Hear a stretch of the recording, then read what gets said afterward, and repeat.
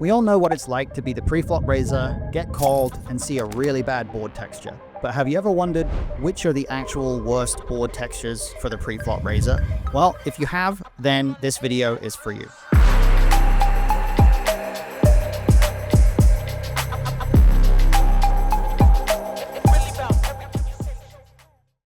Now, to give you an idea of how we're going to do this, we're going to look at a few different examples, but we're not really going to be focusing on the solution archive. Instead, we're going to be looking at aggregate reports, but in particular, we're actually going to be looking at data that I've drawn out of the aggregate reports for a variety of different scenarios. So the way I'm referring to this is we're aggregating the aggregate. We're taking different scenarios and our overall frequencies for c-betting in various different spots, and we're comparing, for example, a tournament spot and a cash game spot to see what trends might exist. We've picked out two cash game stack depths here of 100 and 200 big blinds. We've picked out two MTT stack depths of 25 and 50 big blinds. And all these examples are going to be single raise pot, and they're either going to be low jack big blind or low jack button formations. So one in position, one out of position. Just to give us a general sense of the trends here in terms of which boards are causing us to slow down and c-bet less often. Now, the three categories of boards that I've picked out as being the most dangerous ones, first of all, it's going to be monotone. And in particular, we're going to split those up into ace-high monotone and connected monotone. Now, when we use the term connected here, remember that that refers to board textures where a flopped straight is possible. So 8-7-5 or 8-7-4, for example, would be connected. 8-7-3 or 8-7 deuce does not count as a connected board. Counts as an open-ender board, let's say. Second is the connected category as a whole. Ace-high wheel and 7-high or lower connected being the two categories we're going to really focus on. And finally, we have paired boards, but really only one specific category of paired boards. It's the boards where the board is ace-XX, where X is between an 8 and a 4. So that's going to be ace-8-8 through ace-4-4. And those in particular you'll see are quite interesting. So with that said, let's dive into some of this data and start talking about what trends there are and why they exist. So first, let's look at our monotone boards. You can see here that I've got the frequencies for each of these formations listed under the all boards category. Generally not going to be seeing anything too surprising here. The MTT formations, we're going to have higher c-bet frequencies because generally the ranges are wider. There's more money in the pot, so the caller is calling wider and so on. And if we focus on the left-hand side for the cash game ranges, you can see already that across all monotone boards, there's about a 12% drop in the in-position spots, 13%-ish. And then there's about a 5% drop in the out of position spots. So immediately monotone boards as a whole, we're slowing down a bit. On the ace-high monotone, that drop is going to be amplified in all four of these cases. There is a little bit of a caveat in the connected monotone category, simply because connected monotone also includes boards like king, queen, jack monotone, queen, jack, 10, where maybe we actually have sets and two pair hands that our opponent doesn't have.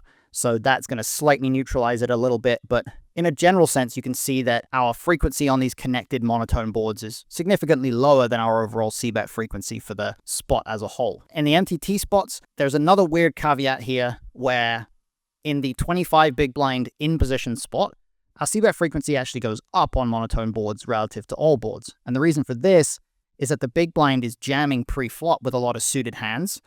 And that means that when they defend pre-flop, they're actually a little bit more weighted towards having more offsuit hands. So they're going to be jamming a lot of their suited ace hands, suited Broadway hands for 25 bigs, but they're going to call with a bunch of offsuit stuff that doesn't make flushes. So that means monotone boards at 25 when we're in position, not quite as bad. But if you look at the out of position, similar trend. Monotone boards drop our c-bet frequency by about 12%, 10%, depending on the exact stack depths. And again, you can see that connected category is slightly offsetting things, but there's definitely a pretty big drop-off there in most of these cases. Of course, the MTT ranges for the fairly shallow stacks are going to be affecting things a little bit here, so it's not that easy to immediately identify those same trends at the 25 big blind stack depth, but it is just going to be a product of the fact that a lot of hands are jamming pre at this stack depth against a raise, so just have to keep that in mind. But let's talk about why some of these trends are happening. In essence, what we're seeing is that in any single raise pot formation, both us and our opponent, or both hero and villain, raiser and caller, are going to possess a lot of suited hands. And one of those four suits in every spot is going to flop a flush on any monotone board.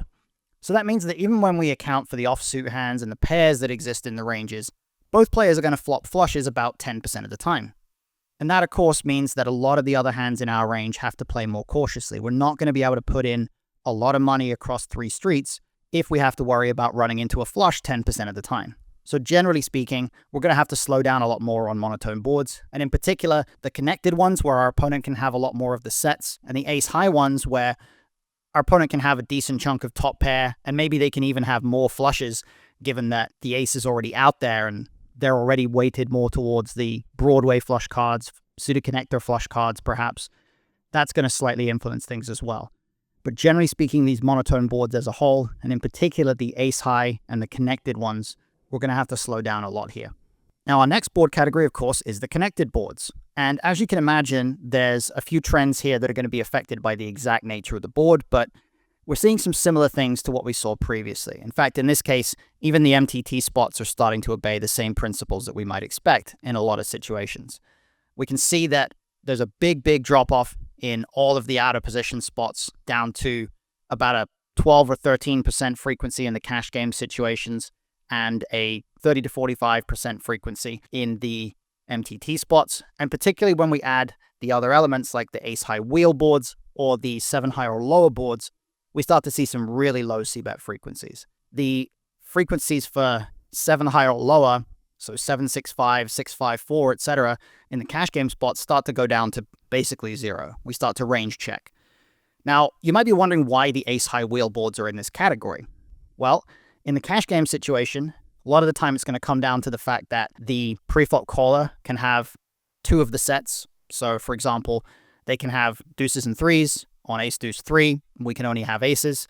And at depth, that's going to have a big impact. In the MTT spots, you do actually see that the ace-high wheel category, when we're in position at the shallow stack depth, is going to jump up to almost a range bet. But the only reason for that is because a lot of the ace-5 suiteds, ace-4 suiteds, ace-3 suiteds are going to jam from the big blind here against the low jack open. So that's going to slightly restrict things there. But you can see here, those board textures, even in the MTT spots, are not as good as the average for this particular formation. And it comes down to the fact that even in the MTT scenarios, big blind is defending a lot of ace-x hands that the preflop raiser, when they're opening from the low jack, can't necessarily have. Obviously, when they're flatting from the button, it's going to slightly change things. The exact distribution of ace-x hands in their range is going to alter a little bit. But you can certainly see there's a trend here where these 2 textures of ace-high wheel and then the 7-high or lower are seeing substantially different c-bet frequencies with a big drop in most of these formations. Again, the question becomes, why is this happening? Well, unlike monotone boards, our opponent isn't always going to have the flop straight in their range, depending on what the exact flop is. So connected is not quite the same as monotone, because on any monotone board, our opponent can have a flush, but it's not necessarily always the case that our opponent can have the straight on a connected board. For example, 6-4-3, it's connected, but there are a lot of spots where our opponent can't have 7-5 or 5-deuce. But on connected flops, where our opponent can possess a lot of 2 pairs and sets, this can make life a lot more difficult for us. And this is where the ace-high wheel and the 7-high or lower start to become a real factor. Ace-5-4, ace-3-deuce, etc. They can have a lot of the suited ace hands there. On 7-6-5, they can have a lot of 2 pairs. They can have a lot of sets. They can also have the straight, and so on. So these board textures really start to become problematic because of how many 2 pairs and sets are going to exist in the caller's range, even in circumstances where they're calling in the big blind. So as we saw before, even when we're the in-position player, we're seeing a drop-off to about 40-50% sometimes with our overall c-bet frequency on these lower card connected boards because of how many 2 pairs and sets also exist on top of the straight. The exception here is the high card connected boards, because the high card textures, the high card connected textures like the King Queen Jacks, the Jack 10 9s, Ace Jack 10, whatever it might be, those are boards where we can have a lot of sets in 2 pairs. And crucially, we can almost always have the straights on those boards as well. Even if it's Queen Jack 9, for example, we can have King 10 suited. We can often have King 10 offsuit. So in a lot of cases there, those high card connected boards are not that bad for us. And in fact, because our opponent's range is quite often going to be pocket pair heavy when they're calling pre-flop, especially if they're calling in position, there are quite a lot of those boards where we get to bet a lot, specifically because we get to put their low pocket pairs in a tough spot, even with a small bet size. So you'll actually find some of the high card connected textures are pretty close to range bets in certain formations across various different types of scenarios and formats of the game. So moving on to our final category of boards here, it's the paired boards, but in particular, it's those ace 8-8 through to ace 4-4 textures. Now, the reason why I've isolated those textures here is, as you can see, there's quite a big difference between those and the rest of the paired boards. In fact, if we look at the cash game scenarios, if we look at all paired boards as a whole, our c-bet frequencies actually go up. So this is indicating that there's a lot of paired board textures where we're completely fine with betting at a very high frequency, if not range betting. But the ace 8-8 through ace 4-4 specifically, our c-bet frequency drops all the way down to about 20 to 40% in all these cases. In fact, as you can see on the left, on the far left, we go from 71% across all paired boards to 32.7% on ace 8-8 through ace 4-4. The factors behind this we'll discuss in just a second, but if you look over at the MTT spots, you can see some similar stuff. The paired board frequency is still pretty high when we're c-betting in position, and in fact, it goes up when we're c-betting out of position. But there's a big 20% or so drop-off when we're c-betting in position on the ace 8-8 to ace 4-4. Now, there is an increase when we're out of position on these boards, and the only reason for that, once again, outlier at this 25 big blind depth, is that the in-position player is not flatting as many ace-x hands and pairs at this depth. They're jamming a lot pre-flop. So that's going to be a major contributing factor here. And again, these 25 big blind stacks certainly going to have a bit of a different configuration of ranges, so certain things will change that. But if you look at the in-position 50 big blind spots, we're very much seeing the same thing. Again, the out-of-position spots, there's a little bit of an outlier there. We're not quite seeing the same principles, although the ace 8-8 to ace 4-4 are betting less often than the other paired boards. So again, some small nuances with the ranges there, but you can still see the principle that we're talking about here. So why is this happening? Well, the generalities here are that most paired boards, especially the lower card ones, are generally pretty good for the pre-flop raiser because our prevalence of strong pocket pairs in our range means that we're going to be able to bet those boards a lot. Those hands are very strong on those boards, and generally speaking, that's going to influence our strategy towards being pretty aggressive, especially in spots where our opponent has a lot of air hands. But the board being ace high in particular makes pocket kings through pocket nines a lot weaker. And that's an area where we're going to have way more of that stuff than our opponent is. And in particular, on top of that, the pair being an 8 through a 4 allows our opponent to have a lot of trips, particularly when they're defending the big blind. So if anything about this board changes, if the top card is lower, so if it's a king, a queen, a jack, etc., then now our overpairs, our pocket aces, kings, queens, etc., are very strong. And if the pair is towards either end of the deck, so if it's ace-ace-8, for example, well, now we have a lot of trip aces. If the board is king-king-8, we have a lot of trip kings. We have ace-king, we have king-queen, etc. If it's ace-deuce-deuce, well, our opponent doesn't really have a deuce very often. Ace-3-3, same thing. But that 8 through 4 category, they have a lot of suited hands. They have a lot of hands that can make trips there. So generally speaking, we have to be a little bit more wary on that category. And that's going to contribute to making it so that our overall c-bet frequencies across the board are going to slightly decrease in these scenarios. So it's not a blanket principle there, but it is going to be relevant across a lot of spots. So to summarize our strategy a little bit here and give you a little bit of a guideline, what you'll observe here over these different categories is that they're all categories where our strong pocket pairs as the pre-flop raiser are getting a lot worse. They're not as willing to put a lot of money in. And in contrast, a lot of the hands that are willing to put a lot of money in are going to be 5-card hands.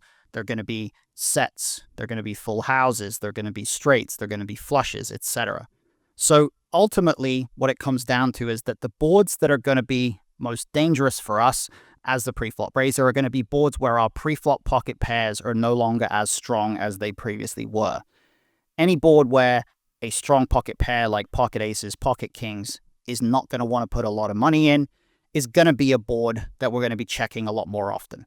And conversely, when our pocket pairs are stronger, when our pocket pairs are happier to put more money in, we're going to be very content to play more aggressively as a whole.